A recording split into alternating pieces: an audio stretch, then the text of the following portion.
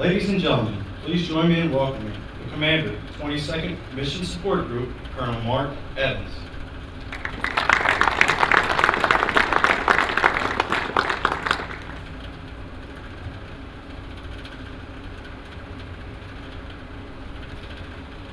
Good afternoon.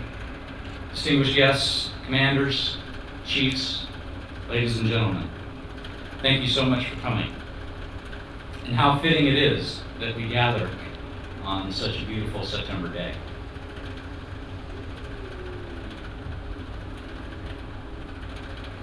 (9/11/11). Still, to this day, 10 years later, I just can't answer the question. If I was trapped on the top floor of the World Trade Center, would I jump or would I burn? So much was lost so quickly. Thousands of lives in terrifying ways. Millions of tons of steel and concrete. Entire families. Futures. A sense of security. A skyline. The illusion of control. But some things were found again. Compassion. Unity. Patriotism. Clarity. Determination. This coming Sunday, the last of the 9/11 memorials will be dedicated. In Shanksville, Pennsylvania, a bending path traces the final seconds of Flight 93. Black slate, white granite, a wing-shaped wedge. The leading edge of a long war in which victims would no longer go quiet. In New York, at Ground Zero, water will begin to fall. Gracefully, peacefully, ceaselessly into the voids that will never be filled. All that remain are the names, inscribed in bronze and steel and stone, looking heavenward. They say the world changed that day, but maybe it was just us. Did we finally see the world as it really is, and not how we wished it would be? That the world is a dangerous place, and in every valley lurks the shadow of death. That the profession of arms is indispensable to our life and liberty. That freedom must be defended against every challenge.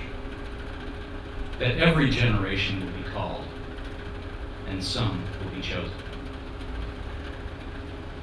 That day raised some new and terrible questions. Do we kill some innocents to save many? Do we sacrifice our personal freedoms for our personal protection? Do we act preemptively? Will the fear of dying keep us from living? Does it ever end? This brave new world is full of questions that echo without answers. But still, our lives demand to be lived. So that day is why we are here this day. We gather to remember and honor those who fell. That day when glass and steel and blood and bone fell from a clear blue sky. But we especially honor those who went down fighting to save lives that were not their own. 411 police officers, firefighters, and medics ran to the sound of the explosions and the heat of the flames and never came back. We call them first responders. They serve and protect, rescue and resuscitate, kill and are killed so that we might live. That is also what makes them patriots. I am honored and humbled to be in the presence of so many of you today, to have this opportunity to pay you tribute. You fight the good fight every day and night on the ragged edge of our world. You may be inside a fence line, but you still operate outside the wire. You stand guard, you patrol, you take the call and make the call, not knowing if it will be your last. 10 Septembers have come and gone, but still we remember. We remember people just like you, who answered their call to duty in a forever war against chaos and danger, and sometimes evil. We remember what was lost and what was found, and how we can't ever go back. But as we go ever onward, and 9/11 continues to recede into the past, let us not forget the fallen. Let us not forget the blood-bought lessons we learned about vigilance and preparedness and resolve. Let us not forget that our way of life cannot be preserved without sacrifice. Let us not forget that we have a democracy only as long as we can keep it. Let us not forget that we are never completely safe.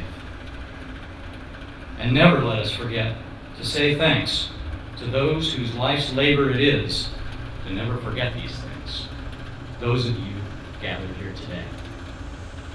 Let us not forget that it is holy work you do. God bless you, and God bless the United States of America.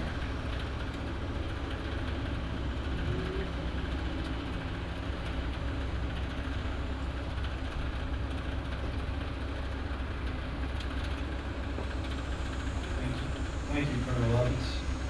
We will now take a few moments to remember.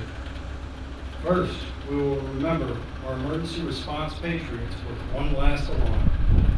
During this last alarm, a bell will ring out one last tone for all those responders who were called to duty and now serve on eternal downtime. We will remember all our military, civilian, and DoD patriots who are now also on eternal watch with the playing of Amazing Grace and a 21-gun salute. Ladies and gentlemen, please rise as Chief Promote of Central County Fire Department and Chief Blackwell of the Wichita Fire Department sound the last alarm. 100! Fight! 10, hunt!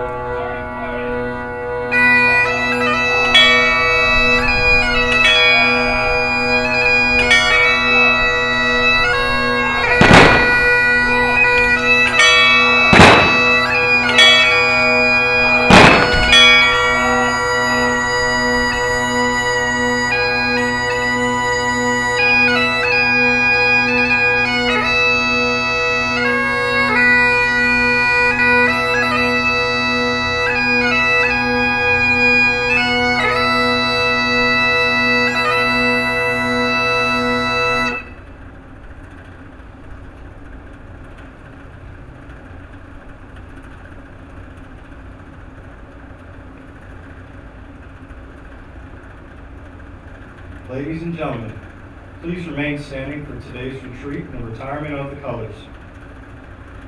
Sound! Retreat!